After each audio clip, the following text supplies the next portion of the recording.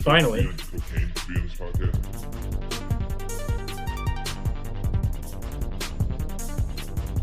Cocaine. Cocaine, really.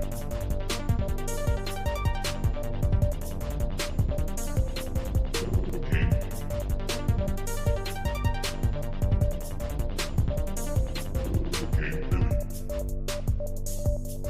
What's up, everybody? You are listening to yet another edition of Cocaine Willie, the official K-State representative on the College Huddle.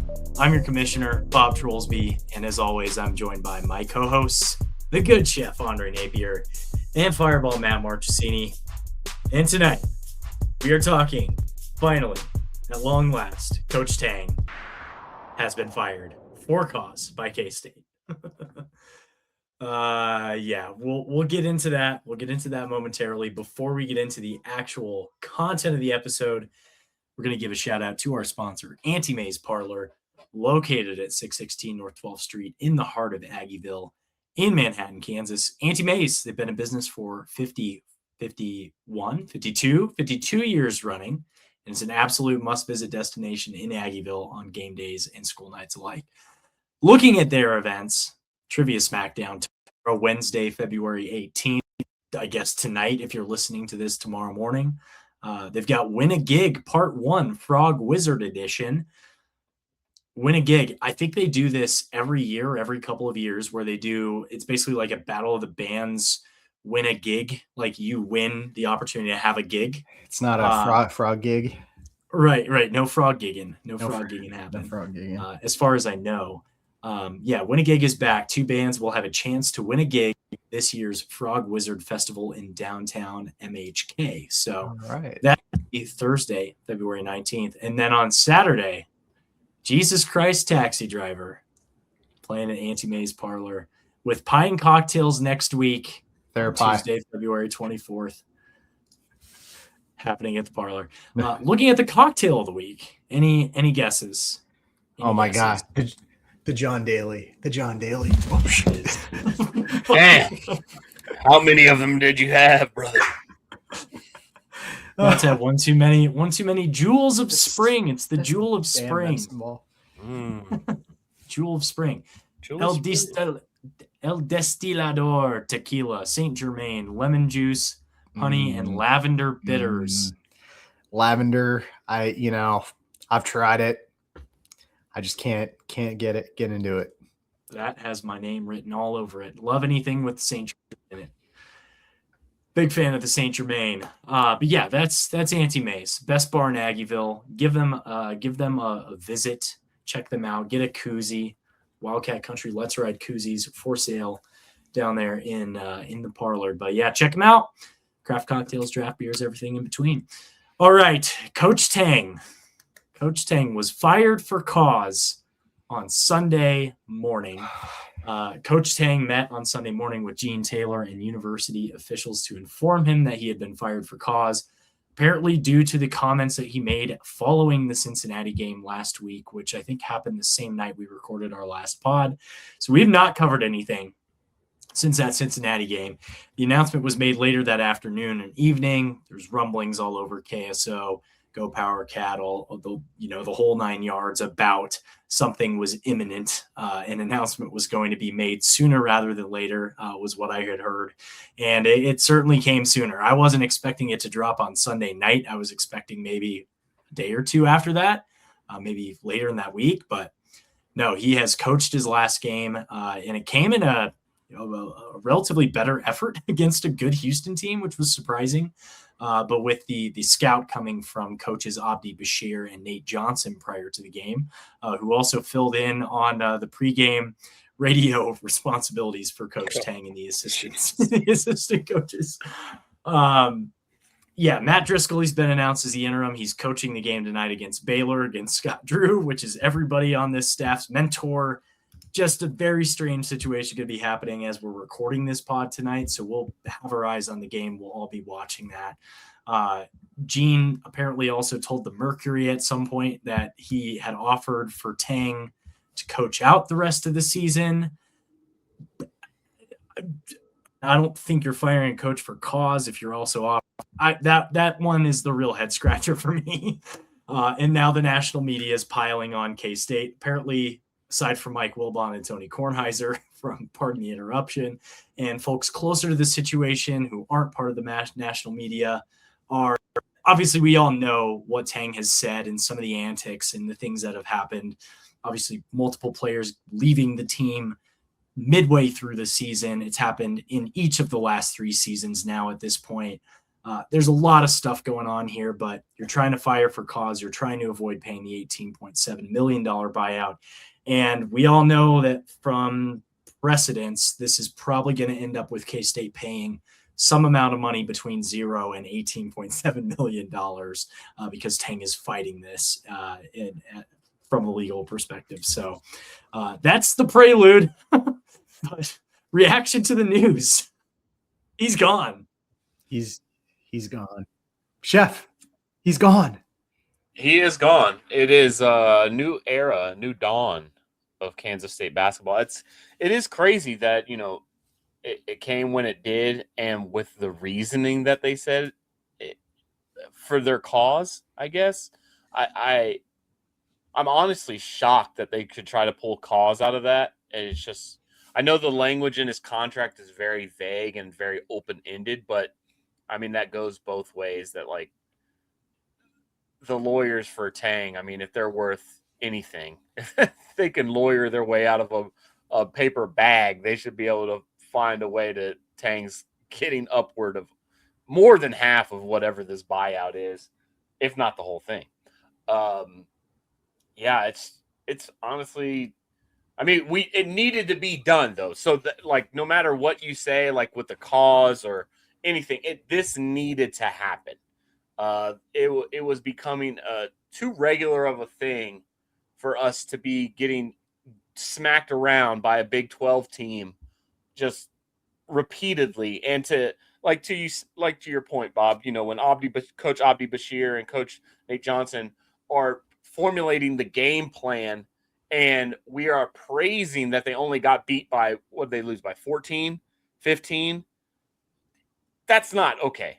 That, I know it's Houston, but at home getting absolutely dump trucked, it's not good.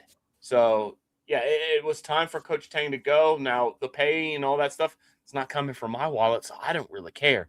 But it's just, it needed to happen. It happened. Let's move on. Coach Tang does not need to be spoken on very much more, really. Wow. I was kind of wondering what your thought was on this whole thing, and was not expecting that I was going to have the same opinion as you. But this one is like, it's just very like, it's funny. It's also not funny because I don't know.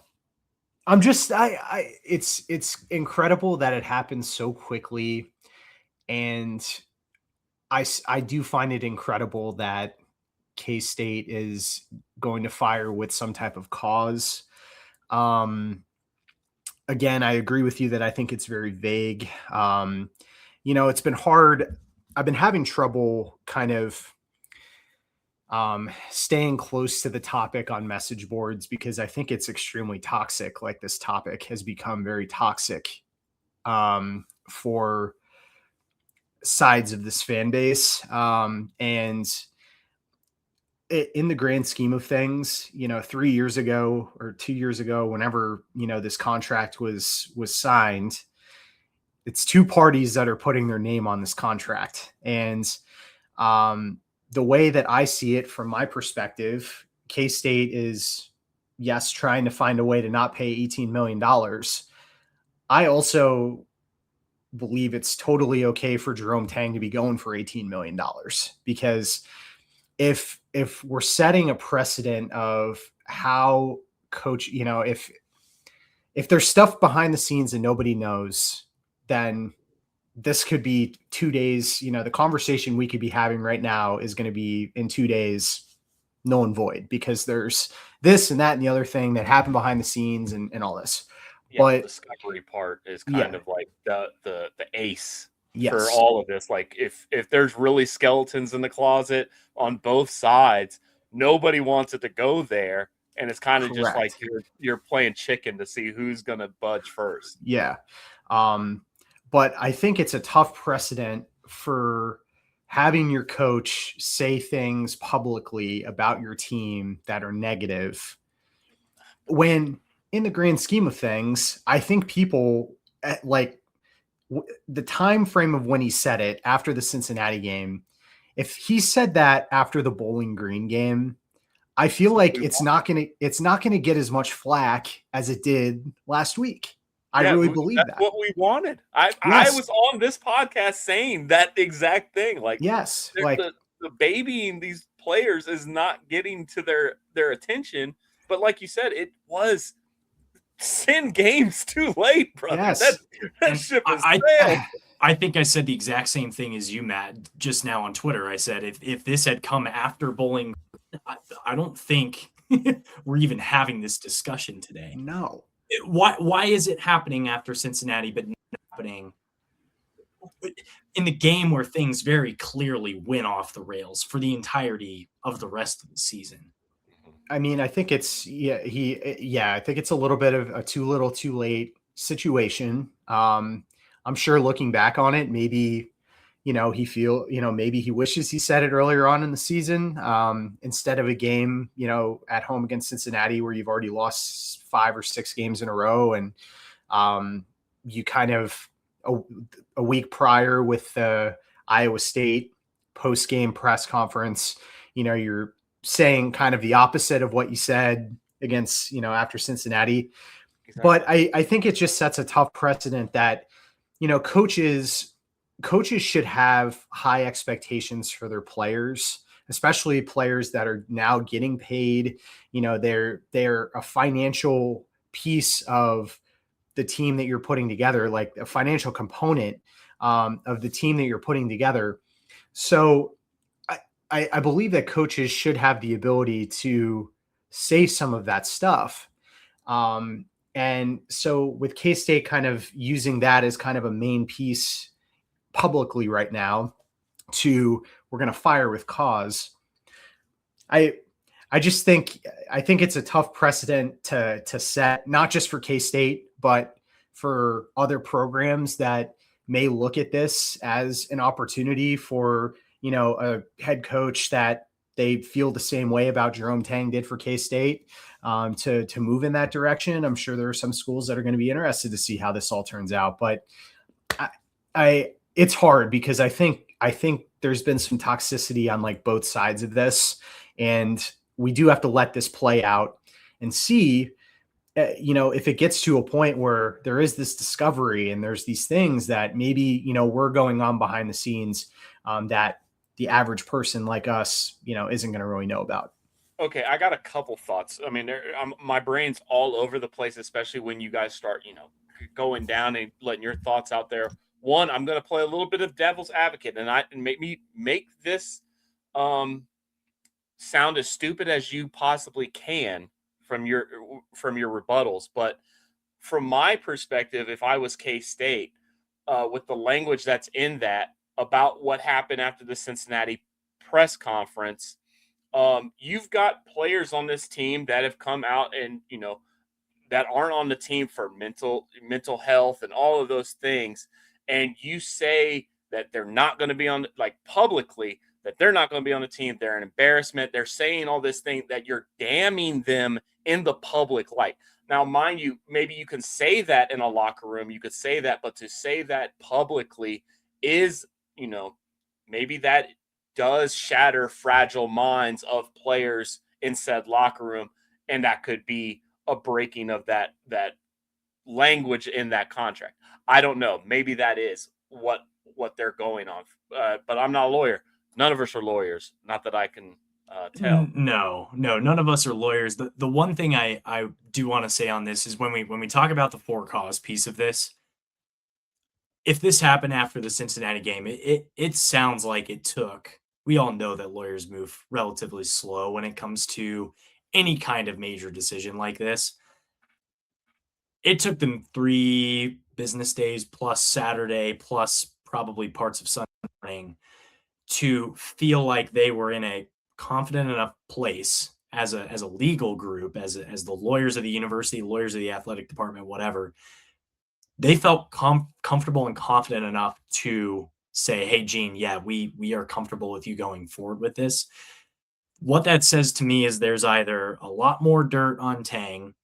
They feel like they can settle this in a way where they can meet in the middle somewhere and not end up paying more than they would with just the buyout itself. I think they've probably got enough of a case here, and the language is vague enough within the contract to where, and again, I hope Gene just shuts his mouth and doesn't say anything about this. I don't know that we needed a press conference on Sunday to talk about it. I don't think he should be giving quotes to the Mercury about it. And Gene, as a former PR major myself, like public relations 101s, like don't you get out ahead of the message, but at the same time, like you need to have a consistent message. If you're and his message already is inconsistent with what he said in the press conference, what was in the statement, and what he's now telling the Mercury. But so like that all can now be used against him by Tang's lawyers in the legal proceedings. So I guess I'm kind of rambling here. My first point is I feel like the lawyers at K-State Athletics had to have had enough confidence in knowing that they had enough of a case here to where Gene could move forward with firing for cause in this situation based on the terminology in his contract. So just everybody should just know that, because I know these lawyers don't make those decisions lightly. I know Gene Taylor isn't making this decision lightly when 2 months ago he's on Colin Klein's press conference, bragging about hiring a first-time head coach in Jerome Tang, gloating about it. So that's where I would land with this. But again, I think the key here is we're settled. We're going to meet somewhere in the middle. I hope for K-State's sake, it's not any more than that 10, 11, $12 million amount. Who knows what the legal fees are going to look like for this? Obviously, the K-State lawyers are more than likely in-house. You have to pay court fees and all that other stuff. So it's going to be interesting. The other thing is I saw a lot of people back, it's been going on for quite a while saying how ugly this contract is, and how K-State kind of got duped, and that $18.7 million number is so astronomically large, and it is large. But at the time, that number needed to be high to protect. Like it works both. The buyout kind of works both ways, and it needed to be a large sum because of where you were projecting Coach Tang to bring this program to, and the heat that may or may not have been from Arkansas, which I think it was very real. But at the time, they needed that number to be sky high to protect Kansas State's property in Jerome Tang and make it so that he just can't be poached and that you start over again. So I get it from Kansas State perspectives, and they kind of made their bed and now they have to lay in it. I honestly think they should just own up to it and just pay it, but that's just me. Yeah.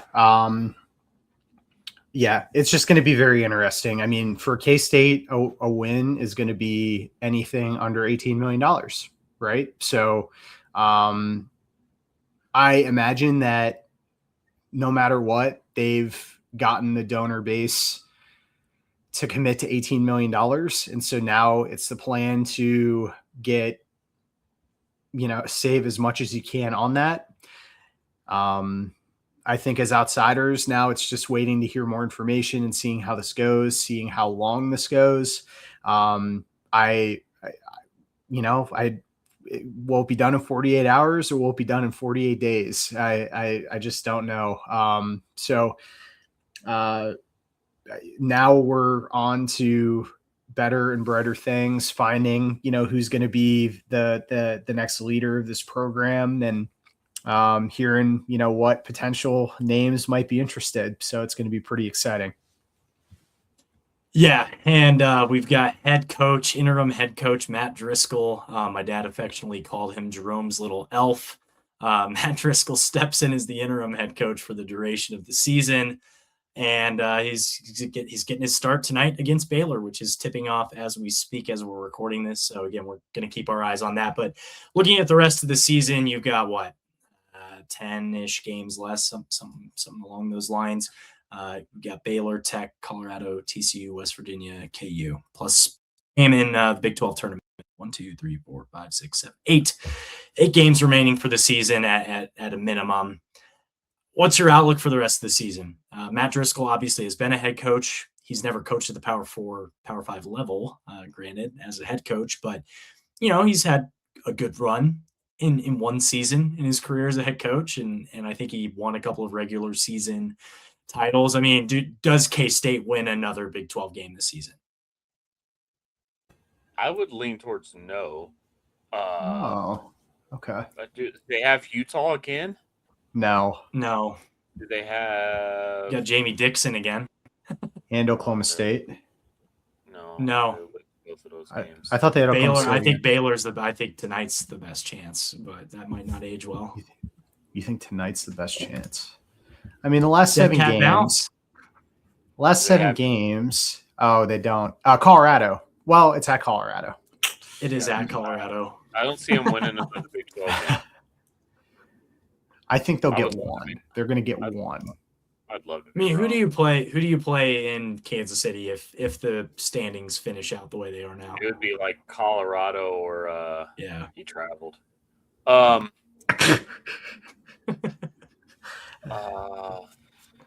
would be Colorado or Utah. Well, it's possible. You could win one game in Kansas City. Who knows if you build on that? Would be funny. That would honestly be funny. That would be pretty funny. Everybody's hopes get up for 5 seconds. How funny would it be a major upset and just win the whole thing? Oh, that was a deep 3 right there. Nate Johnson, baby. All right, we are not doing a watch along right now, but pay attention. Matt, do you think they'll win a second Big 12 game? I do. I think they will win a second Big 12 game. It could be tonight. I look at the way they played against TCU in Fort Worth. I think they could beat TCU at home, or they could beat West Virginia at home. Those are 2 games that on the road, they obviously fucked themselves over in the last 5 seconds of those games or whatever, but they played them competitively enough that makes you think, hey, if they were going to win one more game, it would be against one of those 2 teams. So I'm going to say yes. Yeah. I'm gonna lean yes. I think dead cat bounce is a real thing. Coaches that get fired, their team after they get fired, there's probably a stat about it somewhere. But I know in football it's a real thing. But I think this Baylor, there's an opportunity for them to go out and win this game tonight if they can play a functional game of basketball, which they've proven unable to do for a majority of the season this year. But how much of that was coach? How much of that was inability to create a roster that's cohesive, that makes any kind of semblance of sense whatsoever? What do you think the aftermath? Where does Tang? I guess I don't want to talk about Tang, but I mean he is part of the history at Kansas State. What does his obviously after the settlement or his buyout is paid, where does he go from here, and how much of a heat storm is it towards K-State?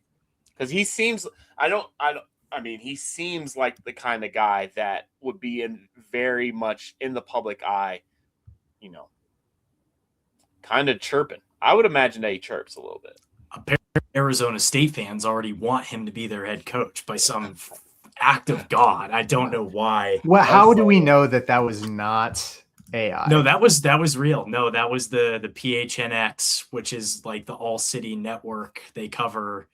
There's a DNVR here in Denver and they cover all the local teams. That was a very real thing, and I cannot reiterate to you how real that was. I think he's gonna find. I mean, we saw with Mike Boynton, right? He ends up on the bench program like Michigan. I wouldn't be surprised if he goes back to being an assistant at Baylor or Texas Tech, somewhere within that Scott Drew tree of some sort. Wichita State could be an opportunity. Paul Mills. Shout out to Mike Boynton. potential sleeper head coach. Not for me. Not for me. But I don't see how a program could go out and want to hire him at this point unless it's a low major or like a lower mid-major program. I mean, who would want to hire him at this point? He's getting a job. He's getting a job. For sure. He'll get a job. I Will he be the I janitor would at not be Baylor? mad if he was at K-State. I would not be mad. You'd not be mad? What? If he was at K-State? I would not be mad. Yeah, Who? I wouldn't be mad. On Mike what Boynton. planet? We're talking about oh my We're talking god. about Coach Tang. You asked the question. Do you want? Where do you see Coach Tang going from here? Oh, no, you had said Mike Boynton ended up on the bench like Mike Boynton did at Michigan, and I said Mike Boynton could be a sneaky sleeper head coach at K-State. And then you guys went on this whole thing, and I didn't catch any of that. And I'm saying I would not be mad if Mike Boynton was the future head coach at K-State. Okay, we're clear now. We're clear now. I don't know about that. But I think Tang obviously, does he want to stay in coaching? I don't know. Does he want to run orphanages? I don't know.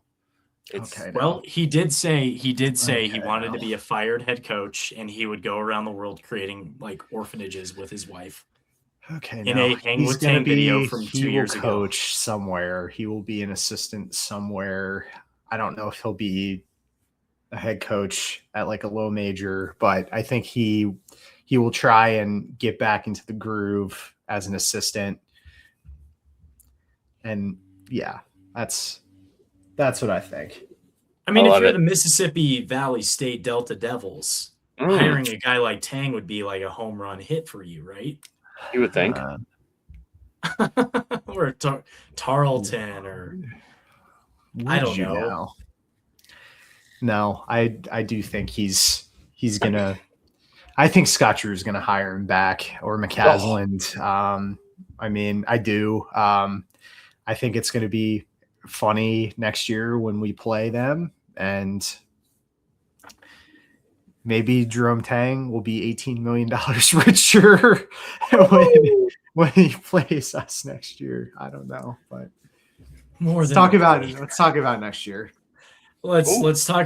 year. But before we get into next year, Heartland Beef Connection is our latest sponsor. We're not talking about grocery store beef. Heartland Beef Connection connects Kansas and Midwest families directly with local ranchers. That means no middlemen, no industrial processing, and no mass-produced beef. A lot of these ranchers are located in Kansas, and of course, plenty of them are K-Staters themselves. Same values, same work ethic, just doing it out on the land instead of insert your athletic venue here, football field, the basketball court, the track and field, whatever it might be. Paul, friend of the program, started Heartland Beef Connection to help support Midwest ranchers by matching them directly with families looking to buy quarter, half, and whole beef shares. You know where your beef comes from, how it was raised, and who raised it. Here's the part people don't expect. Not only does this beef taste better, it's actually cheaper per pound than grocery store beef when you buy direct. Better quality, more transparency, and you're not paying for the middleman. If you care about supporting Kansas agriculture, keeping money local, and eating beef that actually tastes the way beef should, this is it. And here's the best part. Because you're listening to Cocaine Willie, you can get $25 off the Heartland Beef Connection match fee when you mention the podcast or use code CW25. That's code CW25. So check out Heartland Beef Connection at heartlandbeef.net. Real beef, real ranchers, better beef for your money. Guys, I ate beef heart on Saturday. Okay. Okay. Cooked it like a steak. I did the milk, like you soak it in milk like paper. Yeah. I did that beforehand. Maybe It kind of made it less irony. I don't know that it was my favorite cut of beef on the planet. Would I eat it again? Yeah, if I had another quarter or half beef share, I would find something to use it for. But it wasn't my favorite, to be honest. Okay, I just let's have to clear out the freezer so I can now go out and get my Heartland Beef Connection quarter share. So Paul, if you're listening to this, which you very well could be, I am planning on acting on this here within the next month or so. ranking the top 3 internal organs from a beef. From a cow.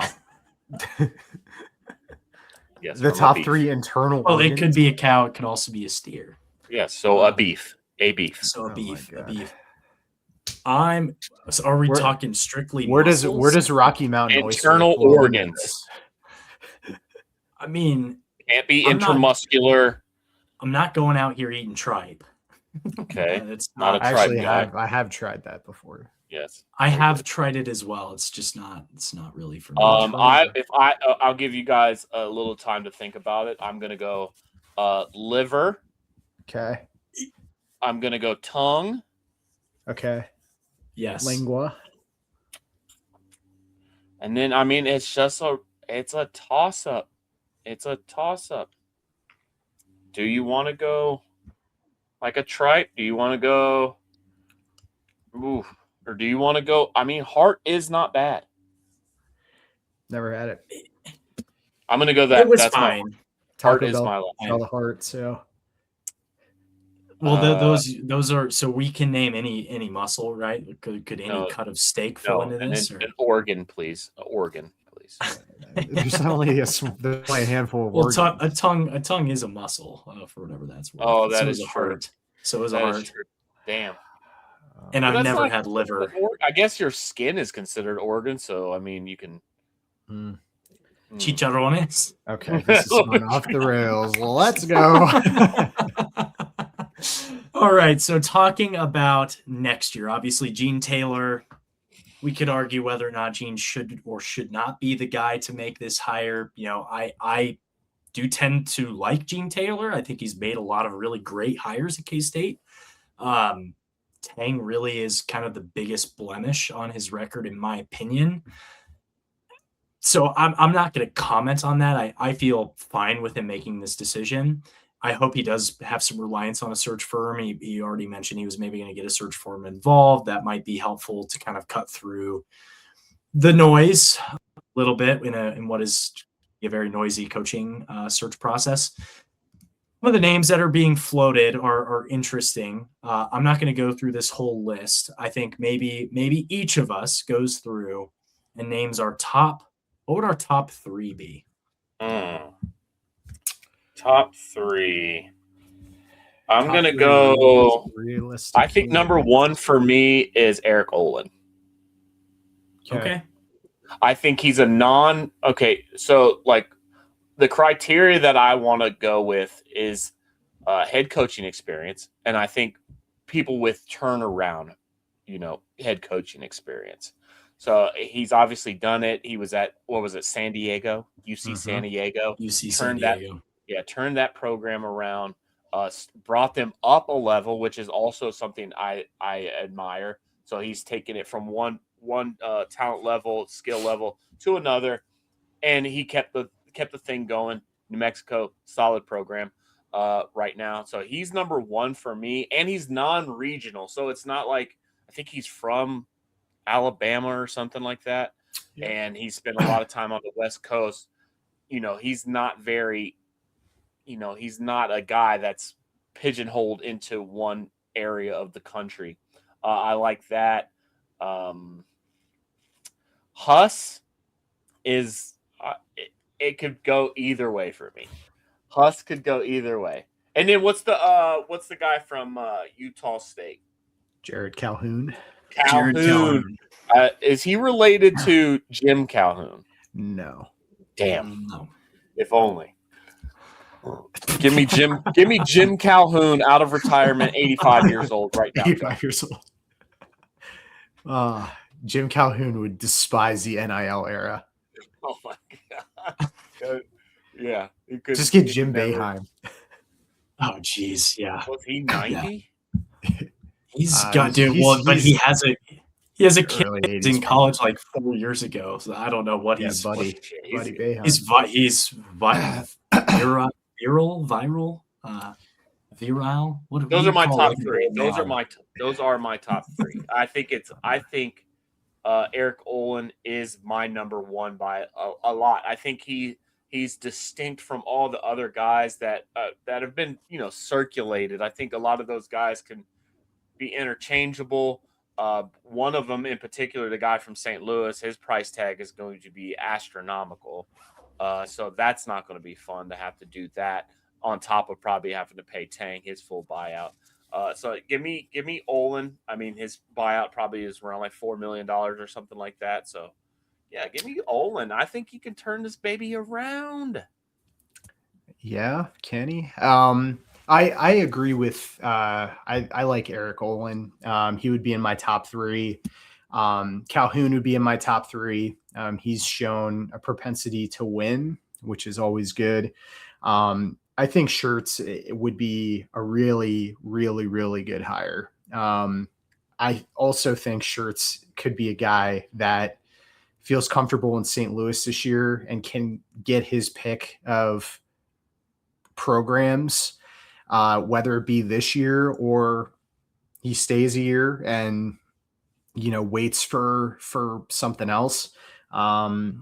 But he, I think, would be a very intriguing guy, especially as someone who I think has a pretty good lineage of being able to build programs or showing success in programs.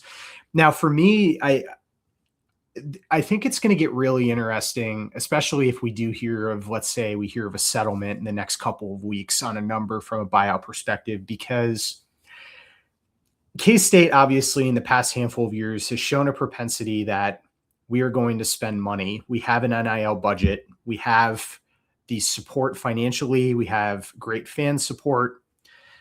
Could there be coaches in the Power 5 space that are maybe at a mid-tier school in, let's say, the SEC, the Big Ten, the Big East, that could go under the radar as a guy that with a buyout that is not insane, you go after?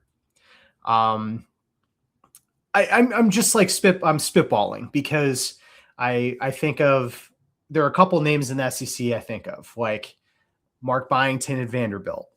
I think his buyout's like $5 million. And he's in year 2 at Vanderbilt. They went to the NCAA tournament last year. They're a top 25 team this year. I think of Bucky at A&M. I don't know his buyout, but he's shown, like, he comes in after replacing Buzz Williams and has got A&M in the top half of the SEC this year. He had great teams at Sanford. I imagine his buyout is probably more than $5 million, but you never know. He was hired very late in the process. I don't know. You think of the Big Ten, Fred Hoiberg. Obviously, he left the NBA to go to Nebraska. I don't know what his buyout is. I thought it was maybe like $6 or $7 million. I think I saw. Does Fred Hoiberg want to get into the Big 12? Obviously, from a historical perspective, he was at Iowa State. So I do wonder if there are some coaches that will fly under the radar that potentially might get a call from Gene Taylor, depending on how much the buyout's going to be for Tang, because you're not going to be able to go for some of those guys if you're got an $18 million buyout. But I think from a competitiveness perspective, K-State has, compared to what some of the schools that are probably going to come open in this cycle, they're going to be one of the top ones, at least that we think of right now. Probably Syracuse. Like Syracuse is probably the number one that's going to be out there. But I do think Gene is going to open up and potentially look at some guys who aren't just Power 5 coaches that are trying to get out of their job, aka Chris Jans. Because if he does that, I'm finding a new school. Oh, I will. I can't. I do not want him. But I think there is kind of a potential grouping of coaches that you may target just based off of a buyout that is pretty decent. And, if you said, okay, donors, I think we have Fred Hoiberg. I'm just throwing this out there. Obviously, I have no information, but let's say we're targeting Fred. He has shown in his 2 stops at Iowa State, Nebraska, that he can build a program with transfers. He's done a good job in this NIL environment, especially in the Big Ten, where it has been very top heavy with basketball schools. Nebraska is a top 10 team. Like, that is a very impressive thing to do. If you can say to the donors, hey, I think we can get Fred Hoiberg to come Manhattan. We're not going to, if we don't have to pay an $18 million buyout or something like that, I think there's potential there. So I don't know. I think we have these manageable, a list of, these are the coaches that are manageable coaches that you can get from a mid-major or this and that. But I do think that pool is going to spread to try and see if you can coax someone who might have a decent situation now, but with a better NIL and being in what's perceived to be the best basketball conference this year. What's Josh Pastner doing now? He's a UNLV. Yeah, no. That's a no. No. A no for the Jerry Curl guy? Pastner? He's got like a little Jerry Curl. Oh, Jerry Curl. Jesus Christ. I don't know. I mean, the nice part is he's a young guy. Yeah, I know. He's not the young guy. He's probably he's in his 40s. Okay. He's 48. 48. 48? He's 48. Yeah. But I being the first school means you have more time. You get to put your foot in the door earlier than a lot of other places. And you're putting your foot in the door already kind of having an idea as to, hey, this is what we want to do for next year. So that is why I think there's the potential that you hear these coaching, we have these hot boards that we're, consistently looking at, and we're not really going to know anything until the second week of March. So we have a lot of time, but I do have to think it's going to kind of open up to see like, hey, all right, I got our guy. I know who we're getting. Okay. David Richmond, North Dakota State's basketball head coach. That would be the most Gene Taylor thing. I'm telling you, this is Gene Taylor's hire. David Richmond. Look him up. Him up. He's got him first in the summit right now. Yeah, he does, doesn't he? Shoot. Jesus Christ. David Richmond. That's okay. Take whatever Calhoun out. No. Yeah. Huss. I don't want Huss in there. Give me our boy Olin, Richmond. Yeah, Richmond's second for me. Give me Richmond. Oh my God. Okay. I'll give my top three. I like Jared Calhoun has pretty quickly become like my number one, I think, for the job. I like Eric Olin. I feel like it's almost like 1A and 1B for those two guys, though. I don't feel like you can go wrong with either of those guys. And this is also if you're going the route of up and comer, mid-major, blah, blah, blah, blah, blah. But I do like that both of them are in the Mountain West. And I think very highly of the Mountain West as a basketball conference. I mean, San Diego State, we're not too far removed from them being in the Final Four. That's a good basketball conference when you look at the top. I would say the top 5 to 6 teams every single year are generally pretty good from the Mountain West and have shown can go pretty deep in the NCAA tournament. I think we had more Mountain West teams in the Sweet 16 like 5 years ago than we did with Pac-12 teams when that was still around. So I like both of those guys. I like the Mountain West pedigree for both of those guys. I have to say on Alan Huss, so Creighton guy, head coach in waiting at Creighton. I love what he did at High Point, but he went to Creighton. He's head coach in waiting for Coach McDermott. And based on the information that I have, this is potentially head coach McDermott's last year at Creighton. He could very well be the head coach at Creighton when we're talking about this 2 months from now. So I don't see that happening. It's going to be really hard for us to lure away a guy from his alma mater. They've got great fan support. They've got they've got a lot of the same stuff that K-State has in a lot of ways. And when you think about some of these Big East schools, they can put all of their revenue share towards, men's and women's basketball and volleyball, basically, because they're not having to split it with football. So they've got a lot of dollars that are working at their disposal on this. I just don't see that happening. If I had a number 3, I'm putting it on Hoiberg. I would absolutely murder to have Fred Hoiberg wearing purple in Manhattan. There's I no would- chance, right? I don't think there's any chance. I only threw that out because it's like he is a guy that if I had to look at coaches in the top half of their conferences, that you look at their buyout numbers. I mean, he could easily take a call from K-State and double his salary at Nebraska, right? Like I think there's a high potential of that. But I think you make the call. Why Like not? I think you make the call on him, you make a call on a few other guys. Like But if it's Chris Jans, I will riot. I'm with you, Matt. Like, What's I'm the beef finding with Chris this- Jans? Just because he's like Dude, a he's- goober, like he's ugly? Why He's would you ugly. go out? Why would you go out and hire a guy who lost by 20 earlier this season to Coach Tang? He is 12-14. Like, why would you go out and hire a coach with a losing record this season at the Power Four? he Power can Five get level? his teams to the NCAA tournament. That's He the can. whole deal. Like If- he can and get if his you- teams to the NCAA tournament. If you're firing a coach for cause now, why would you go after a guy who has been fired for cause at a previous job for slapping ass on co-eds at a bar on video? Like, I mean, why would you do that? Why sounds would like you a do party. that? I cannot stand Chris Jans. I cannot stand this fascination with Greg Marshall and the Greg Marshall tree. Oh my God, yes. It's ridiculous. It's ridiculous. We should not be doing this. If we go out and get Chris Jans, I will riot. Okay, I'll riot as well. But I have my list. I think, I mean, we need to start looking at Richmond. I'm telling you.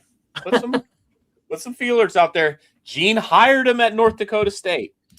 I mean, he's won Great. the Summit 3 times.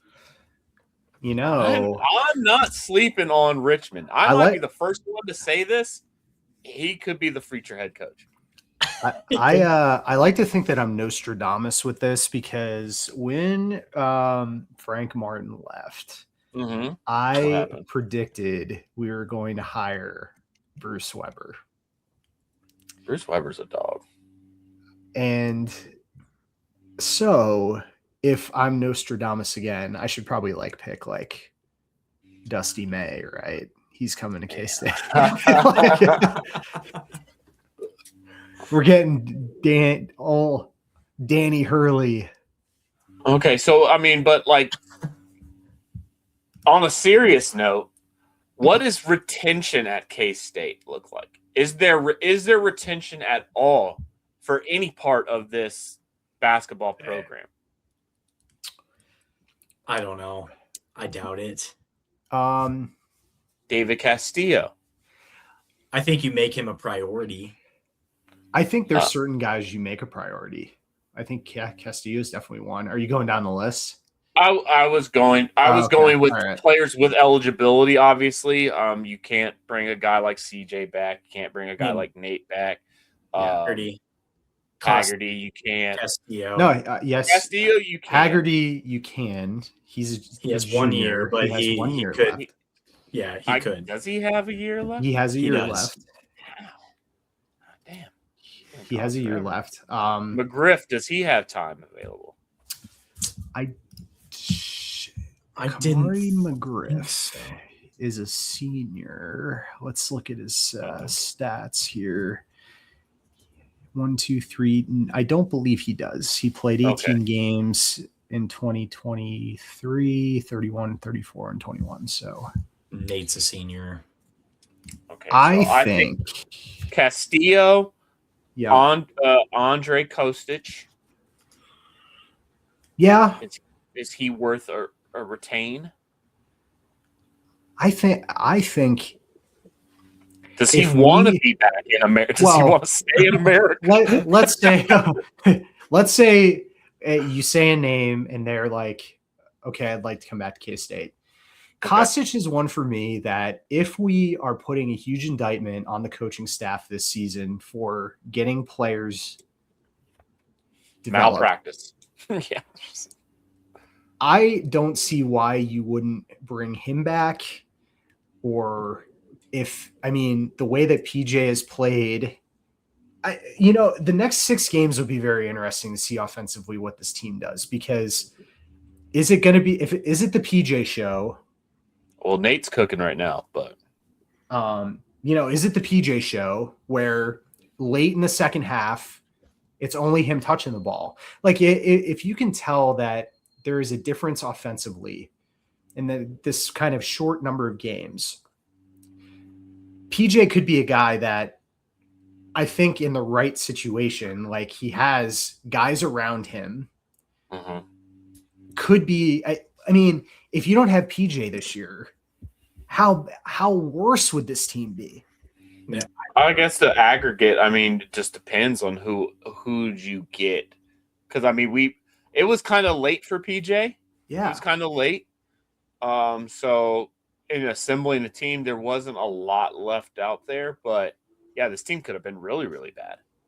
He gives you 20 to 25 points a game, but it's not efficient though. So okay, yeah. Elias Rapique, he's gone, right? He doesn't have any eligibility. I think he had 2 years, maybe, is what they granted him. I'm pretty Okay, sure. But, well, he hasn't. When was the last time he played in a game at this point? Well, he's been hurt, hasn't he? Yeah, Well, he is a who knows? junior. He has one more year. Okay, so Abdi Bashir. I would take Bashir back, but I don't believe he can be a starter in the Big 12. I'm with you Okay. on that. He needs to be your energy guy on the bench. Yes. Try to get a And fast three. he's just so poor defensively that he cannot be.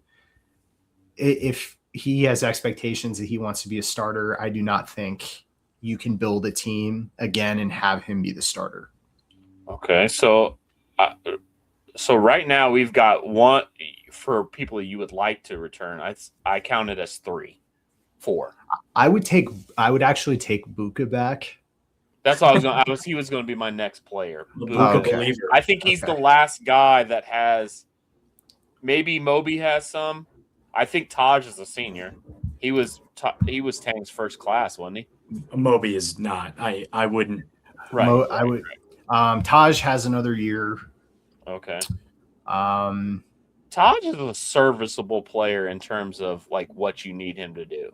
He's gotten a lot better this season. I think he has too. He's gotten minutes. yeah. He shouldn't be a starter. He started tonight. No. But well, he's been starting a lot of these games because Yeah. Rapique has been hurt. right. I would definitely take Taj back. I think he's obviously gotten a lot of flack in the past handful of seasons because he got a lot of praise and That then, USC game. all this stuff. But if you think about it, he is one of the hardest players on the court. Yeah. He's shown that. Yeah. I think he's a guy that would be very helpful as a senior to help kind of start building your new culture with. So I do think there's guys on this team that you can. We just said 5 of the 13, and we said Yeah. yes, bring them back. And okay, so I think players are one thing. What about coach staff? Absolutely none of them. 0. I wouldn't retain a single guy. That's toxic. With how toxic this has been with Tang, why would you? I wouldn't mind Yeah. Driscoll. I wouldn't mind Driscoll. I don't think he's done anything because it's. I don't know.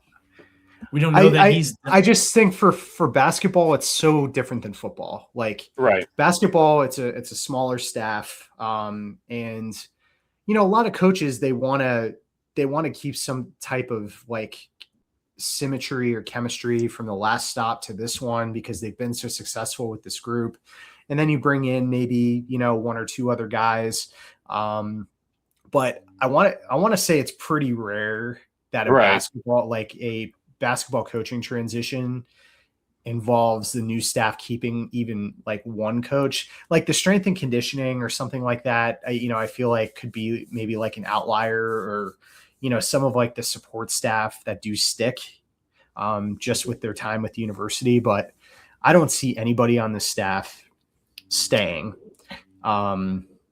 Just based off of what has happened this year, I think a head coach that comes in, they're going to you want to clean house. You want to just you want your people there. Yes. Yeah. Okay. And if you do end up getting a guy like Josh Schertz, which as we're talking about this, just lost to Rhode Island by 5 points tonight. No way. So they got their second loss of the season, and maybe the shine will be wearing off of Schertz. Is he about to pull an Indiana State again and just have that long run and then 7 straight losses? Who knows? But when you look at his staff, I think I forget one of the people in the K-State media talking about Josh on the 12 podcasts I listened to today about it that mentioned he's got guys on his staff who have had opportunities to go to other places, but they've stuck around with him because they believe in him as a leader. Matt's 100%. Right? Like, you want to bring in a guy who can bring in some cachet with him and bring in, if you're hiring a sitting head coach, if what is working at another stop is working, I wouldn't want to mess too much with the mojo on that. And honestly, when you look back at Tang's assembly of his coaching staff, he got a bunch of guys from a bunch of different places that had never coached together before, with the exception of, I think, Jerome and Tang. And maybe Malachi at some, I don't know, but there wasn't a ton of cohesion there. There wasn't a ton of overlap. Rodney Perry was kind of this throwaway addition because he was in charge of the Link Academy in Missouri, which we got 0 recruits from. And Marco Bourne was maybe we would get, and who knows? I don't know. Like, I want to have not just a roster that's cohesive, but I want to have a coaching staff that's cohesive, that knows each other well, that's coached with one another at various different stops, or at least for the last year or 2 years. I feel like that goes a long way. I say all of this knowing that K-State football has assembled a bunch of guys from a bunch of different places, but there is still some carryover. Jordan Peterson. But like Matt said, I mean, it's a different kind of Just thing. Buford. Yeah, right.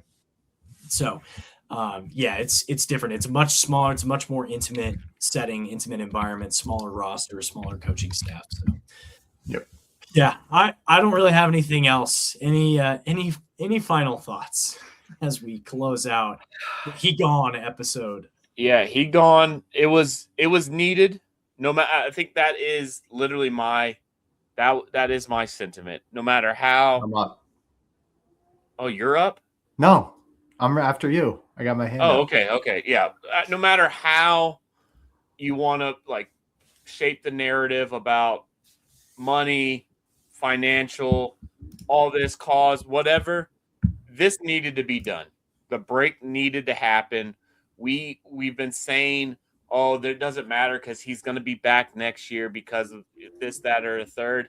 This had to happen. And like Matt said multiple times throughout the episode, we're first to the market.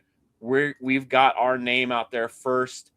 Let the sweepstakes begin. Really, I'm excited for this because I think the news leaking out slowly but surely, with games being played, that is that is ideal. I love it. K-State baseball 4-0. Oh yeah. Got to talk 57 runs or something like that. K-State baseball. The teams they played this past season or this past weekend, UConn is favored to win the Big East in baseball. UConn is, yep. It's like UConn Creighton every year, top 1, 2. Yeah. Penn State won 30 games last year. Iowa, I think they won 30 games last year too. This weekend, though, big test. They play Auburn, Nebraska, Michigan, I think. Actually, here in Dallas. This will be a really good kind of litmus test for this team, I think.